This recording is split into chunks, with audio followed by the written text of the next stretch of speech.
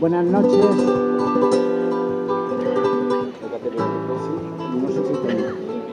¿Hola? Sí. ¿Se escucha bien por ahí? ¿No? Bueno. Mientras se arregla, ¿qué vamos a hacer? Es lo que hay, Wyoming. Por cortesía, yo sé. Si me dicen algo. Bien, notarán ustedes una ausencia, que es la de Luis Eduardo Aute, porque dice que no le gusta asistir a espectáculos aburridos. Entonces, no estará entre nosotros. No. No ha podido por, en fin, causas imponderables. Haremos lo posible por cubrir su ausencia, así como la de Justo Navarro y José Luis Ortiz Nuevo. Yo, ante todo, quiero agradecer los desvelos del profesor Rafael Peinado Santaella, director de la editorial de la universidad, que en plena vorágine electoral, como todos ustedes conocen, pues ha sacado adelante, es uno de los que ha sacado adelante este proyecto. Gracias. En cualquier caso, sí me gustaría hablar de una cosa muy importante para este libro, que es la memoria.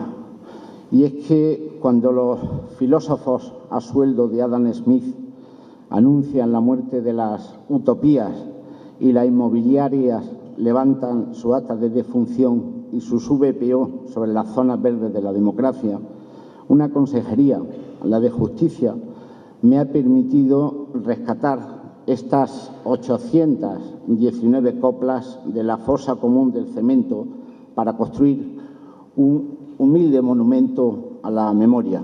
Este libro, Flamenco de Ley, quiere ser la avanzadilla que perpetre semejante acto contra la lógica inexorable del ladrillo. Entre otras razones, porque gran parte del trabajo documental procede de 3 copiosos archivos expoliados por militares franquistas a intelectuales republicanos y que, arrepentidos, los franquistas me han permitido investigar.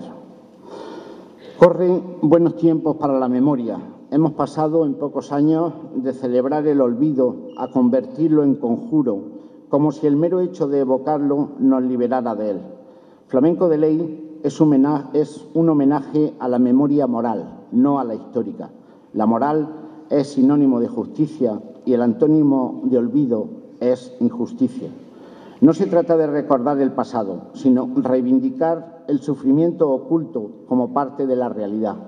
Es decir, denunciar toda construcción de presente que ignora la vigencia de una injusticia pasada. Por eso, no es igual la memoria de excombatientes fascistas que la de los asesinados en Vilna.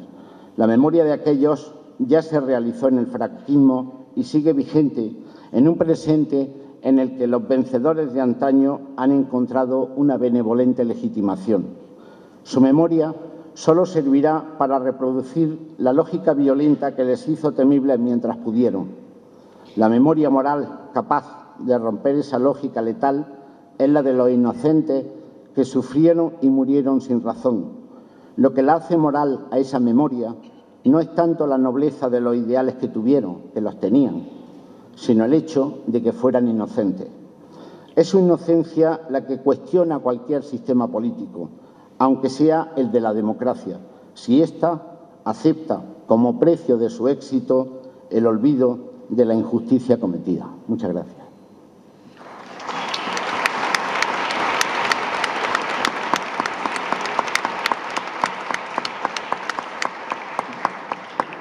Y ahora voy a ser todavía más breve. Yo quiero presentar aquí un grupo de amigos que, que sin ellos creo que jamás hubiese querido yo hacer este trabajo.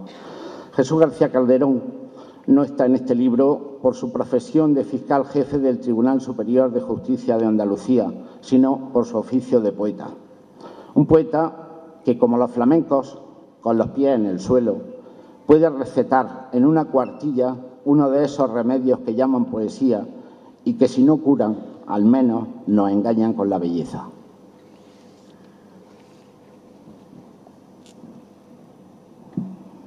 Buenas noches, señora consejera, amigas y amigos. Yo no tengo autoridad ninguna para pronunciarme sobre el flamenco. Puedo sentirlo, disfrutarlo, emocionarme con él, pero no tengo conocimientos suficientes para ilustrarle sobre este particular.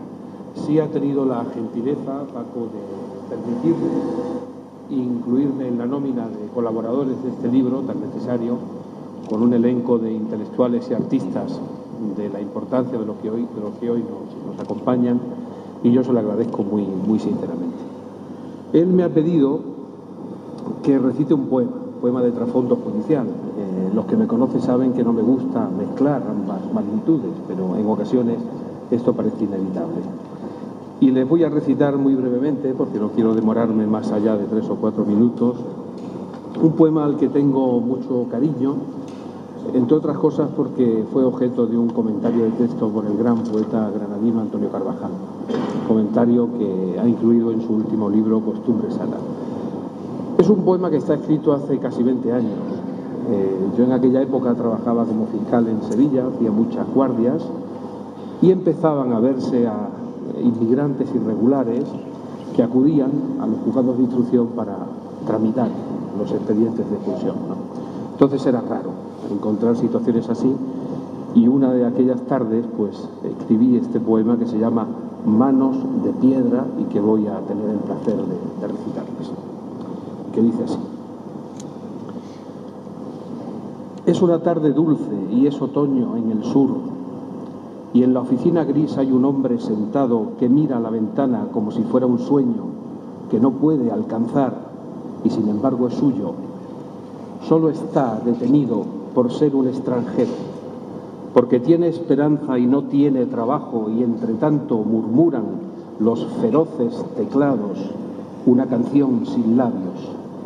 Desdichados hospicios, así me lo confiesa, casi sin preguntarle. Mataban a sus padres y guardaban los niños para robar sus almas. El aire del despacho se ha llenado de oscura soledad de palabras y han llegado hasta aquí los inmensos demonios que ya nadie recuerda. Allí tuvo que amarlos, allí vivió su infancia, allí inició su huida y allí supo que siempre lo acecharán sus fauces. Y nos miran los grises funcionarios de siempre, nos miran con desprecio, diciéndose por qué tiene que hablar con él. Nos miran con un odio mezquino, con la espesa condición arrogante de corazones negros. En Bucarest, muy lejos, allí vuelve un instante, donde ya no hay peligro, donde el dolor que tuvo es un pozo tan grande que seguirá escapando, como estallan las olas en las oscuras rocas, como balsas de piedra. Así son estas manos que me pasan la firma. Muchas gracias.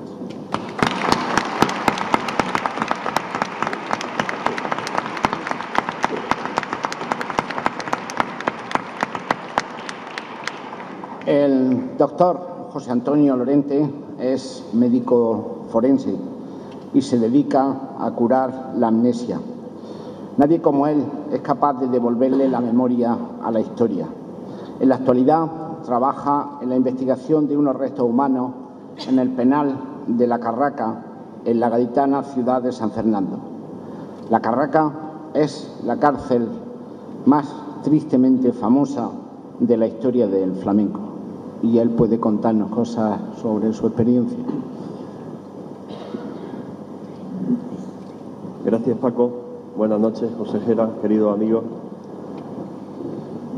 Efectivamente, Carraca, en el arsenal militar de la Armada en San Fernando, es una prisión que tiene un largo historial, como tantas otras muchas prisiones, de personas que, por un motivo u otro, a veces justificado, pasaron allí muchos años e incluso perdieron su vida en el interior de la misma. En La Carraca falleció en el año 1816 el generalísimo Miranda, don Francisco de Miranda, el libertador, junto con Bolívar, de la zona norte de lo que nosotros conocemos ahora como Suramérica. Bolívar fue el libertador desde el punto de vista militar, pero la persona que había detrás, el ideólogo de la independencia y de esa revolución, fue don Francisco de Miranda, una persona con una biografía realmente atractiva. Miranda acabó su vida en La Carraca persiguiendo un sueño, cometiendo una rebelión contra entonces España. Y Miranda, sin embargo, dejó en la historia una serie de libros, el conocido Archivo Mirandiano o Mirandino, donde se relata todo lo que aconteció en Europa en el siglo XVIII-XIX, del año 1790 y 1800, donde él tuvo la oportunidad de viajar por diversos lugares. Estamos tratando de identificar ahora a Francisco de Miranda, igual que estamos tratando de identificar a otras muchas personas que murieron anónimamente, quizás luchando por un anhelo de libertad. Mi relación con este libro, a través de mi querido amigo Paco Espínola, surgió hablando de este tema, hablando de cómo ese penal de La Carraca en San Fernando, Cádiz, ha sido tantas veces citado en el flamenco y ha sido también citado en la poesía. Mi relación con el flamenco y la poesía hay que centrarla básicamente en la poesía. La poesía que en mí entró y está presente básicamente a través de Antonio Machado. Ese Antonio Machado del que Rubén Darío, su gran amigo, y al que tanto admiraba Machado, escribió aquello de: misterioso y silencioso iba una y otra vez, su mirada era tan profunda que apenas se podía ver. Tenemos una vida en la que vamos todos demasiado rápido y todos los seres humanos tienen miradas profundas que a veces es difícil de ver porque no nos paramos a ver. Mi relación a través de mi profesión en la medicina legal y forense, aunque yo me dedico básicamente a la identificación genética, a la identificación de las personas y últimamente también a la identificación genómica, a la identificación de los genes que están relacionados con enfermedades, mi relación con la medicina legal a través de la poesía. Hay un poema de Ricardo Palma, un poeta peruano, no muy olvidado pero tampoco muy conocido, en el que pone de manifiesto que la vida y que los seres humanos no son solamente lo que nosotros creemos, sino que hay algo más, que en esta vida hay que estar vivo, porque en esta vida también se puede estar muerto. Con su permiso quiero finalizar recitándoles este poema, parte del poema de Ricardo Palma. Dice así: no son muertos los que en dulce calma la paz disfrutan de la tumba fría, muertos son los que tienen muerta el alma y aún viven todavía. No son muertos, no, los que reciben rayos de luz en sus despojos yertos. Los que mueren con honra son los vivos, los que viven sin honra son los muertos. La vida no es la vida que vivimos, la vida es el honor y es el recuerdo. Por eso hay muertos que en el mundo viven y hombres que viven en el mundo muertos. Muchas gracias.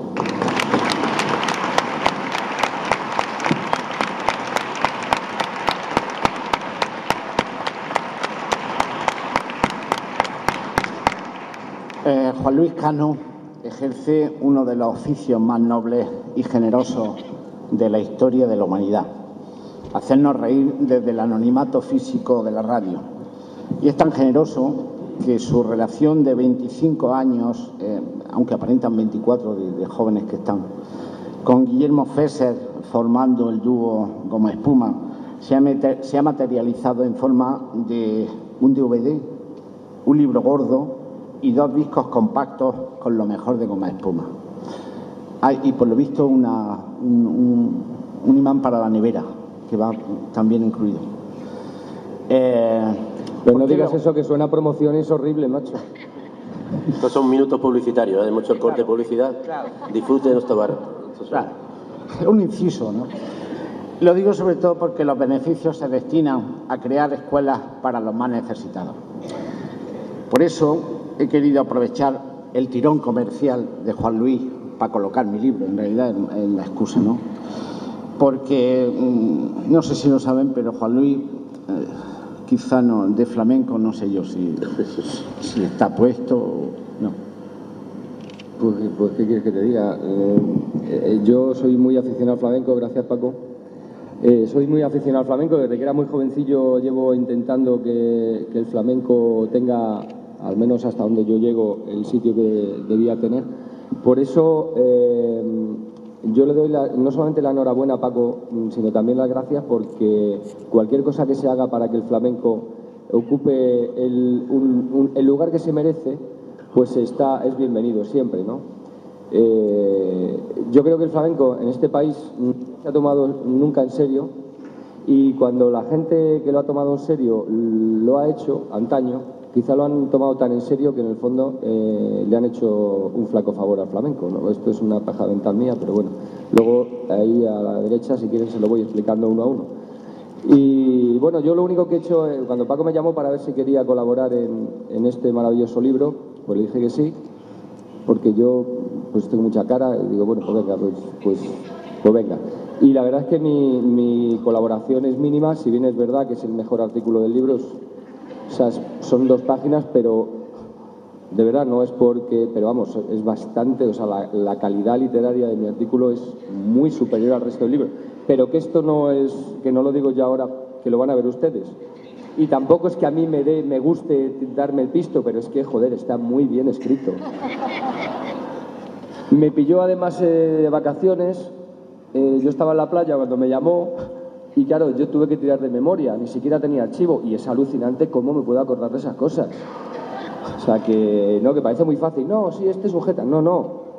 Es que pónganse ustedes ahora. O sea, yo le digo, venga, usted escribas un artículo del flamenco y la cárcel. Ah, amigo, que no es tan fácil. Bueno, de todas maneras, yo vuelvo a darle las gracias a Paco, a todos ustedes, y como yo he empezado esta locución diciendo que tengo mucha cara, y como este libro va del flamenco, de la cárcel, de las detenciones, bueno, pues yo les voy a cantar para que me detengan y haya algo que comentar después de esta presentación. Elige palo, Paco. Lo que tú quieras, usted mismo, maestro. Usted mismo, maestro. Venga, hágate. ¿Está la acusación preparada? Señor fiscal. Eso ha sido un pollo, no ha empezado, todavía no ha empezado el canto.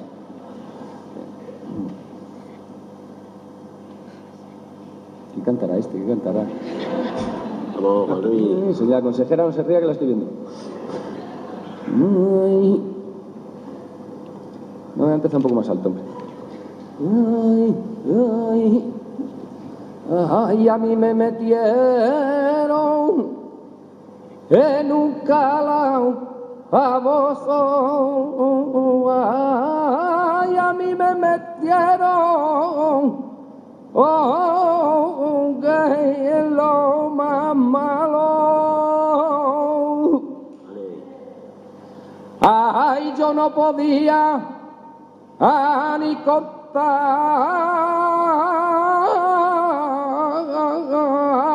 ni los veitos.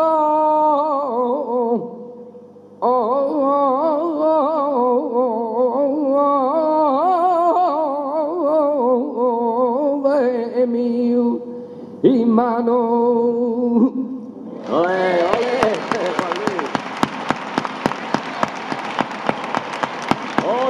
¡Otra!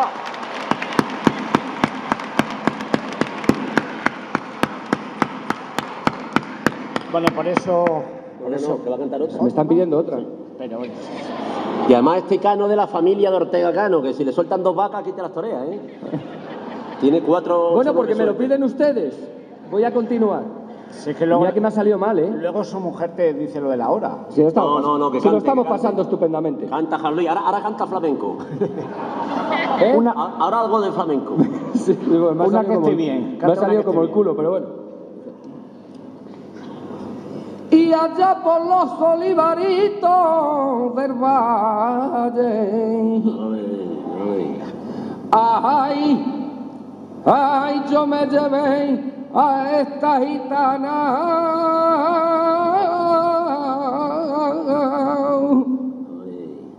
que yo le echaito el brazo por el hombro, ay, yo la tratadito. Como a mi hermana.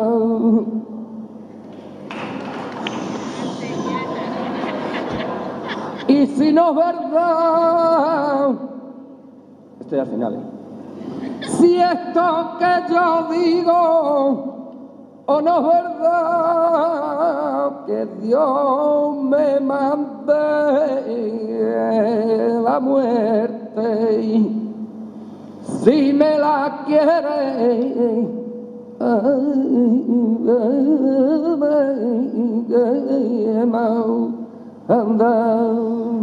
¡Ole, ole!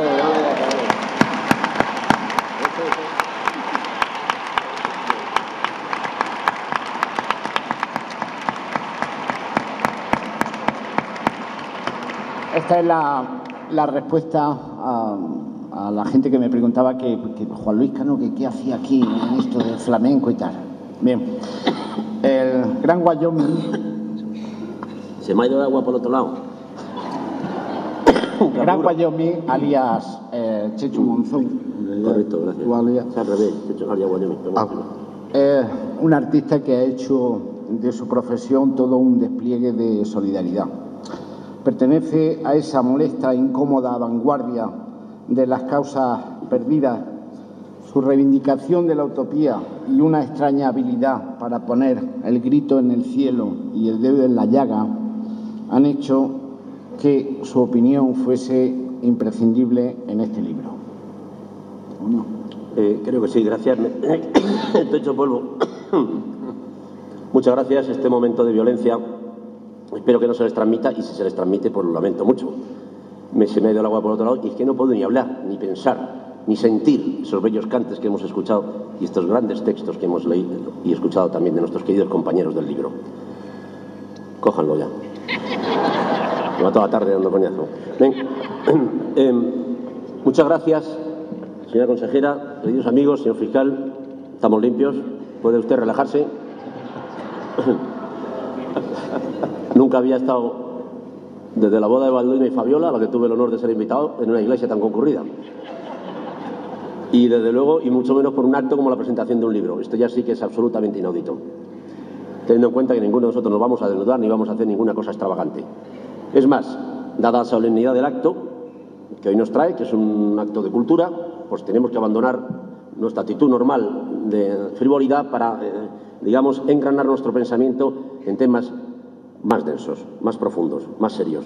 Concretamente, este libro me llamó Paco Espínola, que como veis, contiene un disco que al cante Paco Moyano y al toque Paco Jarana, es decir, una conjura de Pacos, todos Pacos. Me llamó Paco Espínola y me dijo, estoy haciendo un libro sobre flamenco y justicia. Dije, coño, pues uno siempre se imagina la imagen del flamenco huyendo de la justicia, más bien. Pero de alguna manera, aunque sea en la distancia, el flamenco y la justicia tienen mucha relación. Tanto es así que en cuanto uno se pone a pensar, efectivamente, la cantidad de coplas que hay en el flamenco dedicadas a la justicia, porque el flamenco siente, fundamentalmente, la injusticia, que es el otro lado del jardín, de este halo de protección que nos provee el sistema judicial. En este caso, como el flamenco siempre ha sido la música de los desheredados, y en su origen más, de los marginados, de los olvidados, pues la justicia siempre ha estado presente en su vida para echarles el guante, fundamentalmente. Ahora mismo, yo creo, luego leo el que tenía que leer, perdonadme, tenía que leer una cosa, pero luego lo leo al final, ya como cogió la vereda. Fundamentalmente los ciudadanos tenemos tres coordenadas a las que nos agarramos en este sistema, o al que exigimos a este sistema fundamentalmente, que son la educación, la justicia y la sanidad. Hoy, curiosamente, están los tres representados en esta mesa. ¿Verdad? Lo demás ya se puede ir haciendo, consejera, las obras públicas, todo llega. El AVE llega, todo llega tarde o temprano. Pero estas tres cosas son la esencia del sistema. Y son las que tenemos que trabajar. La justicia es una de las tres coordenadas que yo creo que es más complicada en la medida que está ejercida por hombres que a su vez disfrutan de una libertad total, porque los demás se tienen que someter, les guste o no, a los dicterios del sistema y del gobierno que les toque. Pero la justicia, por esa independencia que tiene, a veces es de tal independencia que vive en el planeta de la justicia ajeno a las demandas de los ciudadanos en muchas ocasiones. Es más, tan es así, queridos amigos, que a veces se crea una situación paradójica, y es que si es ciertamente injusto, y valga la redundancia, que la justicia esté en manos de la política, todavía es mucho más injusto que la política haga justicia, y además de un lado que ni siquiera representa a la mayoría de los ciudadanos. Y esto lo estamos viendo constantemente. Y esto es muy preocupante. Es más, no es una cosa que yo me esté inventando, sino que aprovecho aquí para hacer este mitin de la justicia, de que ellos mismos se asocian en asociaciones conservadoras que son absoluta y brutalmente mayoritarias y asociaciones que luego llaman democráticas. Y justamente nadie protesta por esta paradoja que se da entre los que ejercen la justicia y se llaman a sí mismos jueces por la democracia, por ejemplo, y los que se sitúan en el otro bando. Podrían llamarse jueces conservadores por la democracia, por lo menos nos darían un respirito. Pero ni siquiera, por una cuestión de protocolo, hacen tal cosa. A mí me tiene muy preocupado porque estamos viendo situaciones realmente complicadas. Hace poco estoy viendo en la televisión a representantes del Consejo General del Poder Judicial y hablaban así en términos un poco banales de que efectivamente justicia, como todos los estamentos, como todas las funciones del Estado, tiene sus problemas, tiene sus déficits, y hablaba así en términos un poquito frívolos. También me parece que la situación es muy grave. Es muy grave tanto lo que se da en el Consejo General del Poder Judicial en la no renovación, y unos señores que por alguna circunstancia dicen, que los políticos no se ponen de acuerdo, pues yo me quedo. Parece que dicen, a mí, dame pan y llámame tonto. Yo creo que estos señores también tienen algo que decir en esto. Podrían decir, a mí se me ocurre si yo fuera, ya que están tan deslegitimados, porque llevan ya un año en una posición que no les corresponde y ejerciendo política activa desde ese puesto que tampoco le corresponde. Recordemos que han elaborado informes exhaustivos que no eran de su competencia para protestar contra el matrimonio de las personas del mismo sexo, contra también el Estatuto de Cataluña, etcétera, etcétera, que no eran de su competencia, pero lo hacen. Y lo hacen con un marchamo que les da el ser miembro del Consejo General del Poder Judicial.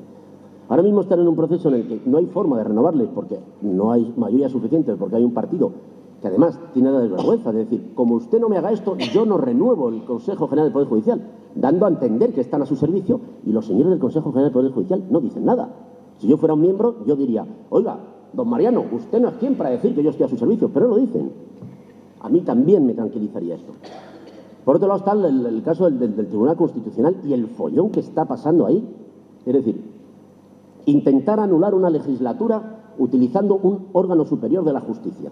Esto es gravísimo, porque es invalidar una decisión anterior de las urnas. Frente a este estado de caos, me parece muy bien la presentación de este libro para que los ciudadanos podamos hablar de la justicia delante de las masas. Como veis, yo no es que me esté cagando en ella, lógicamente, pero sí que me tranquilizaría mucho que uno de los 3 pilares fundamentales de la democracia entrara en sus cabales. Porque ante mi sorpresa y estupor, yo que soy mayor, aunque me conservo muy bien, y he conocido a Franco, vamos, en cuanto salía a la televisión sabía que era él. No como lo dije yo, mira ese. Yo no puedo decir que disfrutaba de su presencia, pero sí la sentía, porque tenía 20 años cuando falleció.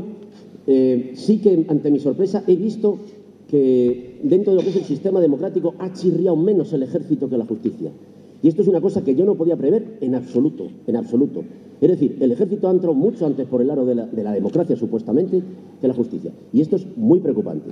Y además ha dado un mal ejemplo, porque hay mucha gente que supongo que intentará hacer carrera en la justicia precisamente para ejercer la política por encima de un estamento que sería el tope, que sería el Parlamento de la Nación. Y esto es una cosa que a mí me preocupa infinitamente. Dicho esto, y yo creo que habla bastante claro, señor fiscal, si cometió algún delito, por favor dígamelo ahora, pero ya dejamos la cuestión. Dicho esto, vamos a hablar un poquito del libro, que es lo que hemos venido. Flamenco de ley, queridos amigos.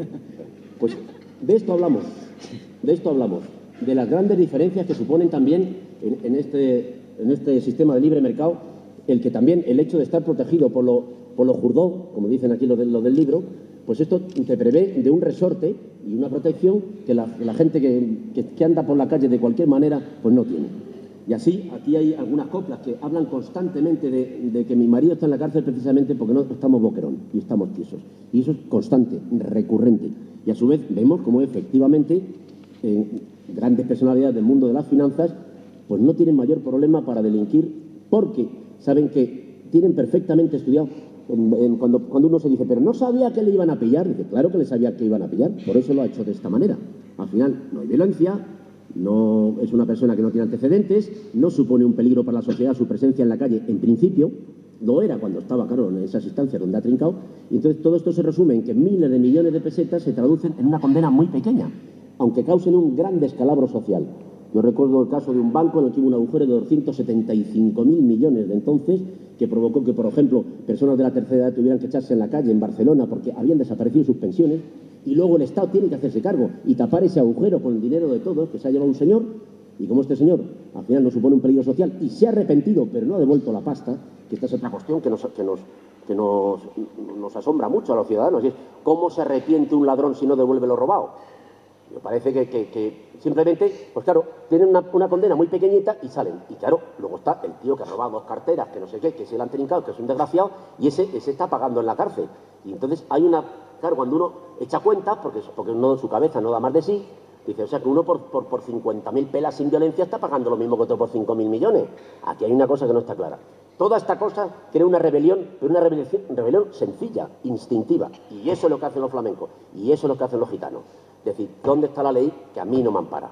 Y de eso habla este libro, y por eso es un libro al que yo le tengo especial cariño, porque soy un hombre muy preocupado con el tema de la justicia, como deberíamos estar todos los ciudadanos, y de vez en cuando protestar por este sistema de cosas, de políticos que quieren dirigir y manejar a la justicia como si fueran títeres, y también lo contrario, jueces que quieren manejar la política y se saltan el Congreso y la voluntad popular y nos toman a los demás por títeres. Las dos cosas son denunciables y no tenemos por qué callarlas. Dicho esto, voy a leer ¿qué es esto? No, pero ¿qué? Un romance. Es un romance. Es un romance que supongo que alguien lo ha cantado.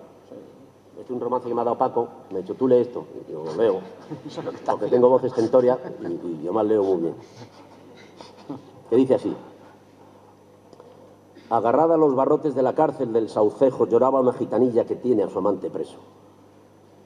Si robar fuera un pecado no se cabía en el infierno. Y el señor juez de instrucción, ladrón convicto y confeso. Si mi novio algarabó una burra y 2 muletos, usted me ha robado a mí la prenda que yo más quiero. Y si jayares valían, mi amante no vale menos. Váyase lo uno por lo otro, juez de instrucción del Saucejo. Esto es lo que dice. Ya termino, muchas gracias por la paciencia, por haberme escuchado, porque este es uno de los grandes privilegios que tenemos los artistas, que nos pagan por ser. Y así yo cuando vengo aquí expreso mi opinión, me luzco, me realizo en lo personal y en lo universal. Porque estas palabras, queráis o no, tienen trascendencia, tienen peso específico, queridos amigos. He dicho. Muchas gracias.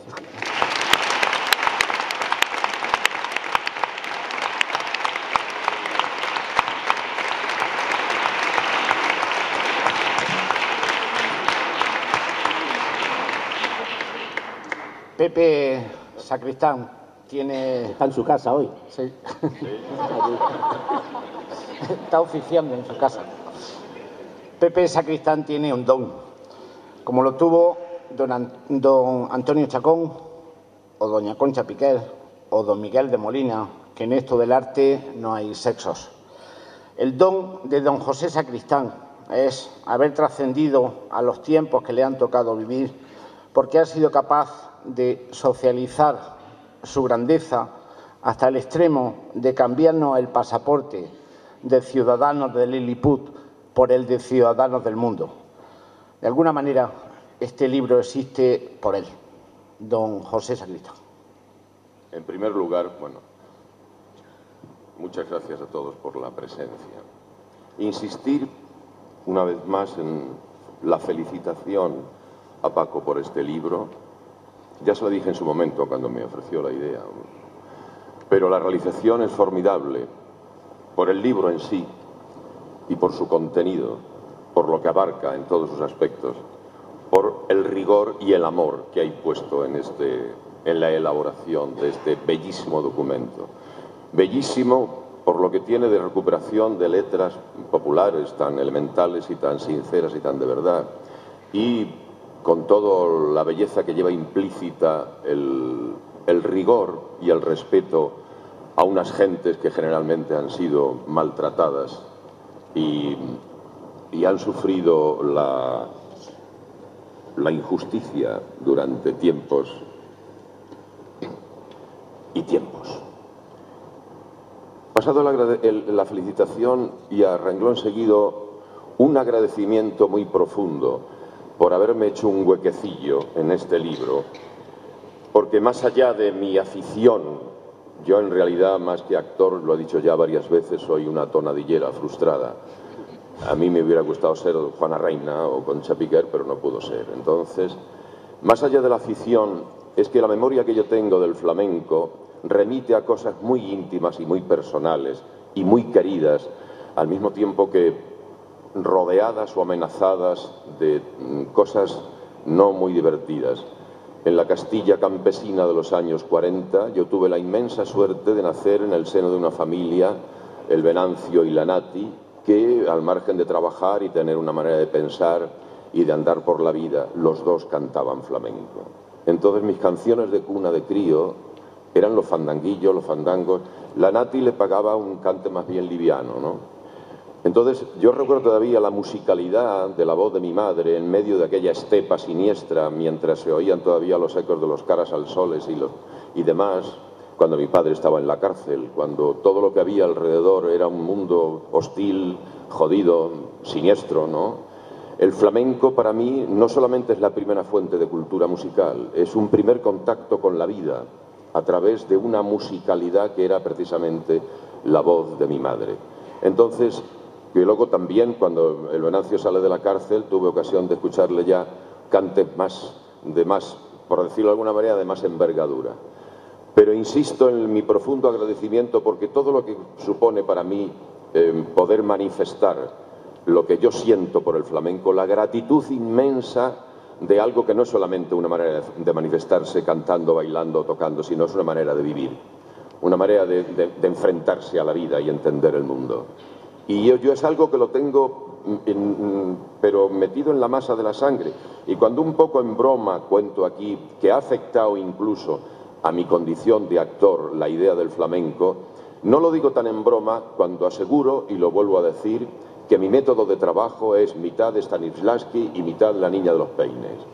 Lo digo totalmente en serio porque mi aproximación al personaje se resuelve en el área o en los parámetros del método stanislavskiano, pero a la hora de la ejecución es la precisión, es el despojamiento de toda retórica, el evitar, el huir de cualquier tipo de cosa que atente o que no retrate la verdad y la sinceridad del personaje.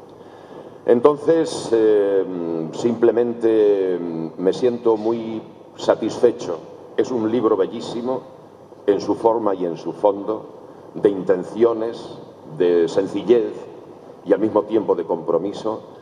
Y me siento muy honrado y muy agradecido, Paco, de verdad, porque tanto a la hora de escribir este escrito, que por supuesto es muy inferior al de mi compañero, que duda cabe, ¿no? Pero de colaborar en este hermoso libro, no solamente siente uno la satisfacción del deber cumplido para con un amigo, ¿no? Sino para conmigo mismo y también, y perdón por la alusión personal, volver a recordar a mi padre y a mi madre. Gracias.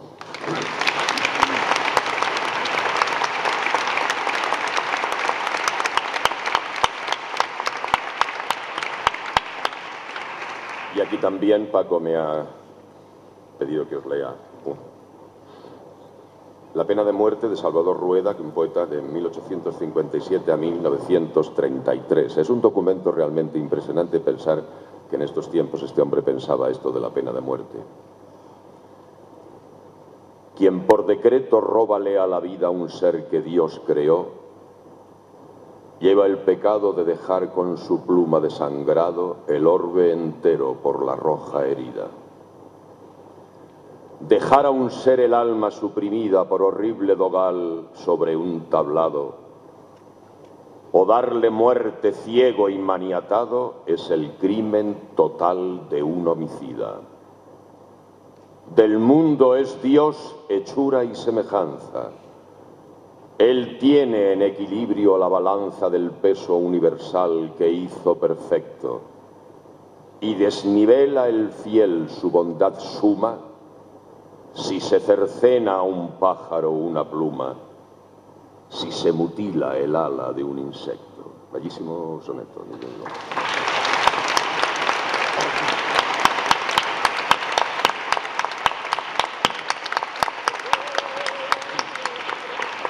Bueno, pues imaginaos toda esta reunión de sentimientos, los contactos permanentes que hemos mantenido, las llamadas de teléfono, las correcciones, los abrazos, los besos, los deseos de felicidad que había en este trabajo que forman una piel basada en el sentimiento y ya digo, en los afectos. Todo eso es hermoso, pero si no hay alguien que de alguna manera esté siempre cerca, aunque la altura sea, bueno, lejanísima por el cargo o por su trabajo o por sus conflictos, esto hubiera sido, lo digo de verdad, yo, en fin, los que me conocéis a mí sabéis que yo no soy ni dado a halagos menos políticos que otra cosa, pero si esa persona no hubiese estado ahí, siempre, este libro jamás se hubiese hecho. O sea, eso sí lo puedo decir. Hubiese transcurrido el tiempo, tal vez alguien se hubiese interesado en él, quizá hubiésemos viajado a Madrid buscando, bueno, pues la manera de darle salida. Pero en los momentos más difíciles, y lo ha habido muchísimos, ¿no? Tanto la investigación de esos archivos, que fue ardua, secreta, además, porque no querían que se supiese en ningún momento de dónde procedía ni cómo, las posteriores correcciones que se fueron haciendo sobre la marcha, y al final, cuando uno dice, bueno, pues esto no sale adelante, estaba María José. Yo sé que esto es como un acto institucional, es una cosa, yo es que lo institucional le tengo mucho miedo porque no sé cómo funciona, nunca sé dónde colocarme, si no me dicen dónde me pongo, yo no sé nada. Y María José López González, que es la consejera de Justicia, pues en los momentos de mayor necesidad la llamabas y María José estaba. Con lo cual, yo es que solo puedo agradecerle todo lo que ha hecho por este trabajo. Gracias. Yo debo de decirles que, en primer lugar, muchas gracias por estar y haber decidido pasar esta noche o esta parte de la noche con nosotros. Muchas gracias a todos y a todas por acompañarnos. Muchas gracias a Pepe, muchas gracias a Jesús, nuestro fiscal superior, a José Antonio, a Juan Luis, a Wyoming y sobre todo muchas gracias a Paco Espínola. Sin ninguno de vosotros el libro no hubiese sido posible. Y sin la constancia y la tenacidad de Paco no es que hubiese sido imposible, es que el libro no hubiese existido. Es verdad que nos costó madurarlo muy poco tiempo, en una comida en Sevilla, pero es verdad que evidentemente luego el camino se hace un poco más difícil cuando queremos materializar algunas cosas. Creo que el libro es precioso, ha sido un trabajo espléndido de todos y yo me siento tremendamente pequeña al lado de todas las personas que nos acompañan esta noche y que de verdad han sido los verdaderos artífices de que estemos aquí. Muchas gracias a todos. Es de ley, además,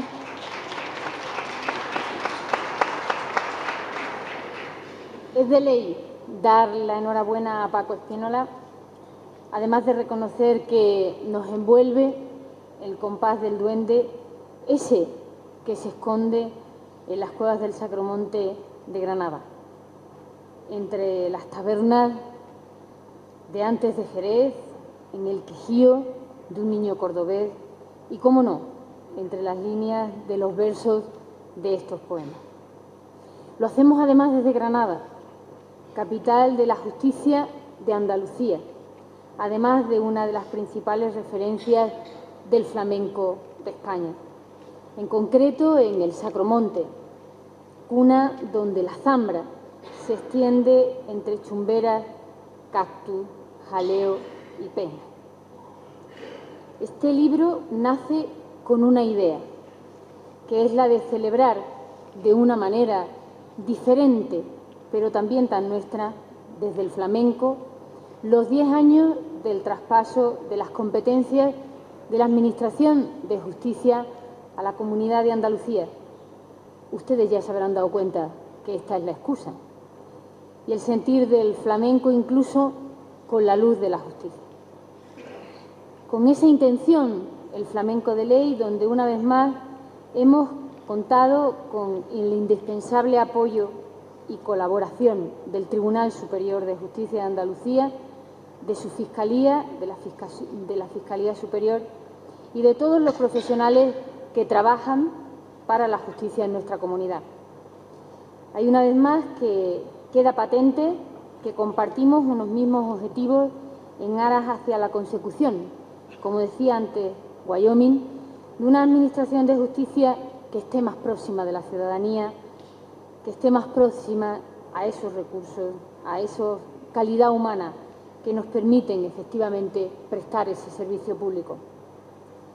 Mirad, vivimos tan rápido, muy rápido, que a veces quizás es demasiado en una sociedad donde el mundo devora las ideas y los conocimientos. Por eso, de vez en cuando, como en esta noche, que es de ley, sentarse a mirar el tiempo, marcar el compás y trazar en el lienzo a la luz de la luna de Granada, aquí en eso que algunos más que otros se sienten maestros. Nos detenemos con ese libro, con este libro que esta noche presentamos, y se ven los latidos que va dejando ese sentimiento profundo y dolorido que es el flamenco y que nos acompaña en cada rincón de nuestra tierra.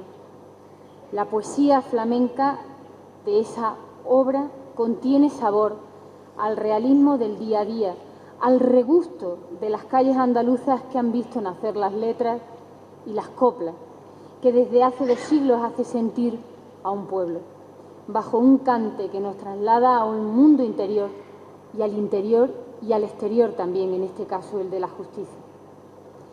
Cuando el libro habla de justicia, lo hace de la causa, del enjuiciamiento, del prendimiento del sospechoso, del pasillo, de la oscuridad, del juicio, de la sentencia, de la sociedad, de la soledad de la cárcel, del exilio, del ajusticiamiento cruel.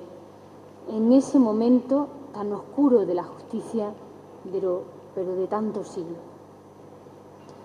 Yo me gustaría, además, despedirme apuntando para concluir que este libro es un magnífico trabajo de recuperación que nos hace sentir la fuerza del flamenco y en donde no la hay, el dolor, a veces también las voces, las conciencias del sur y de estar en el lugar en que nos pertenece.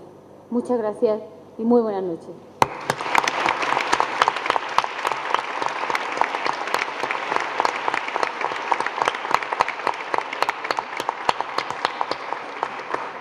Decía antes Paco y Wyoming que lo que hemos hecho es recuperar todos los Pacos que conocíamos. Pues efectivamente, nos toca presentar a las personas que ahora nos van a deleitar con su cante. Paco Moyano y Paco Jarana.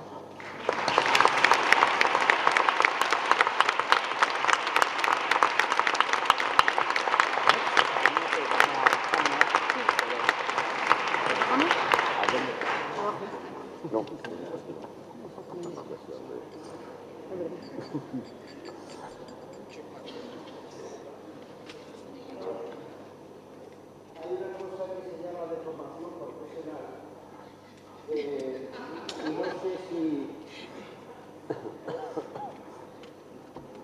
ejercer de cantador o de camarero, porque las dos cosas se me dan casi bien.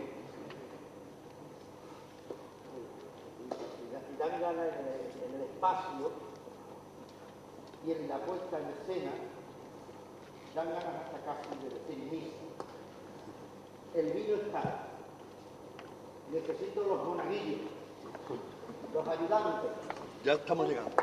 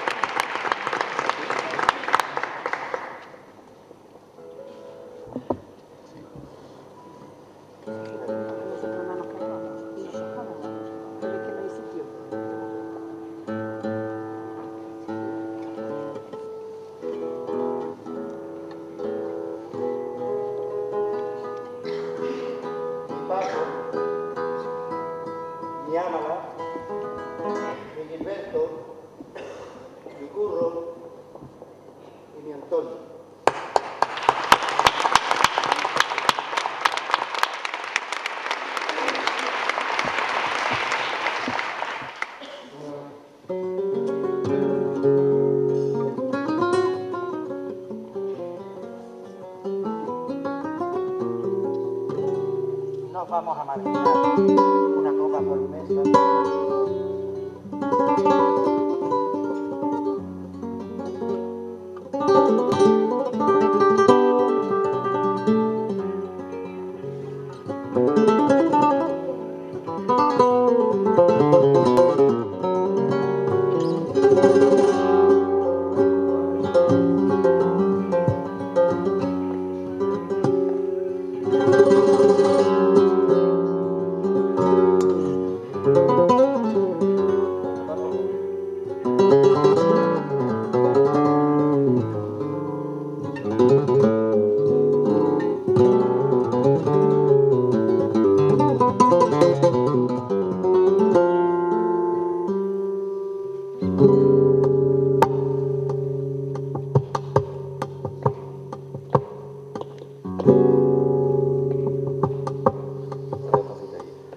Nunca de mi ley farté, nunca de mi ley farté.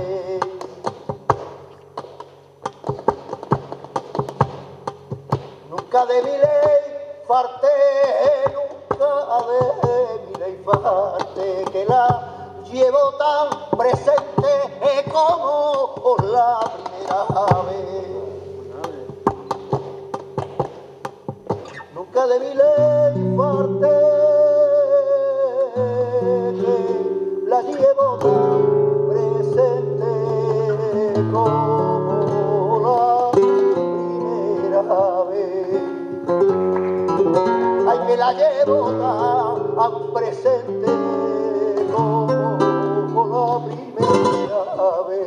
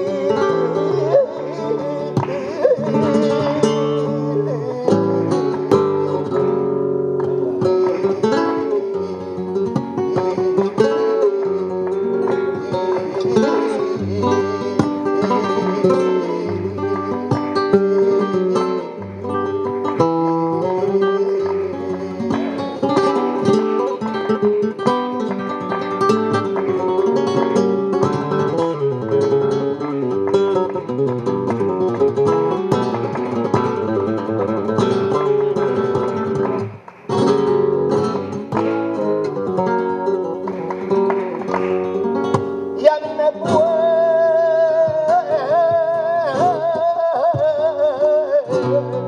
mandar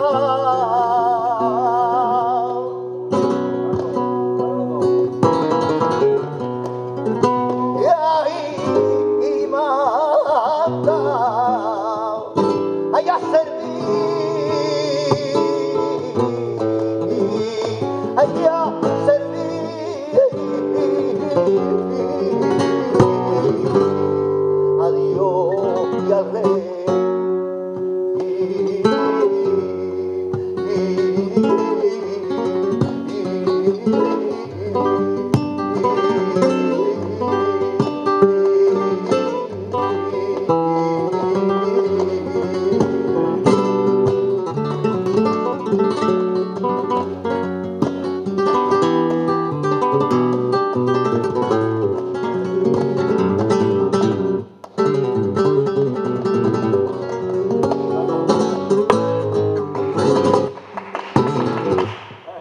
Pero deja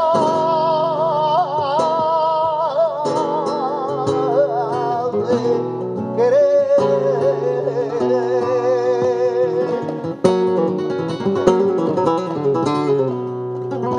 pero deja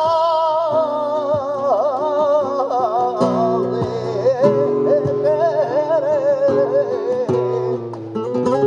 Ay, eso no.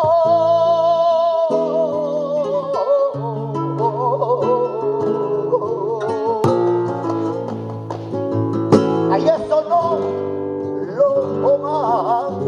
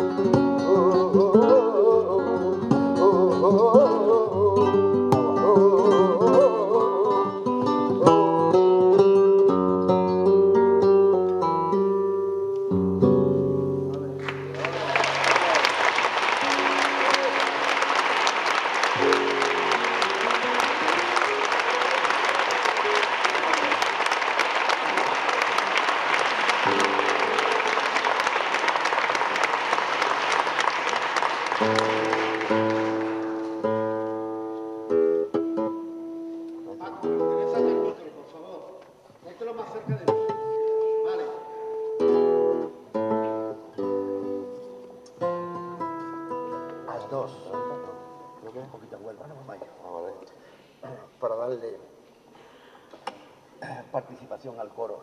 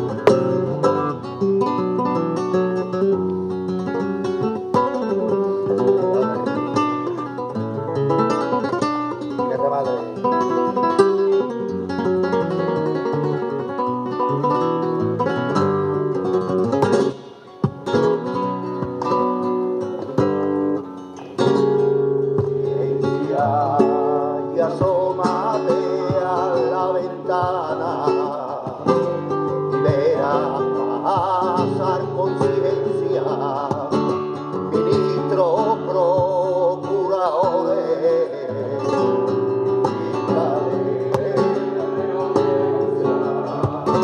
y asómate a la ventana.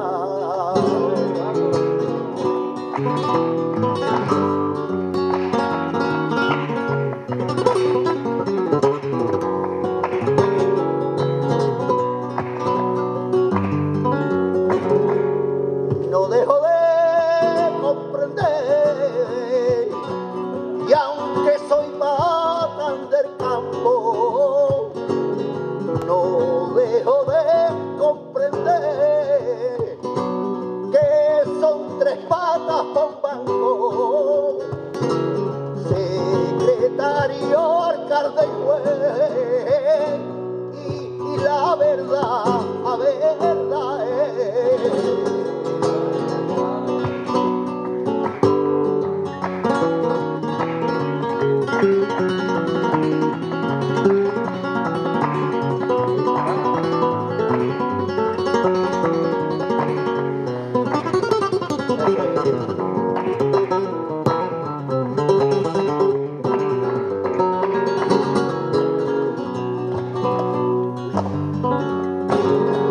Tiene las puertas abiertas y el que no tiene dinero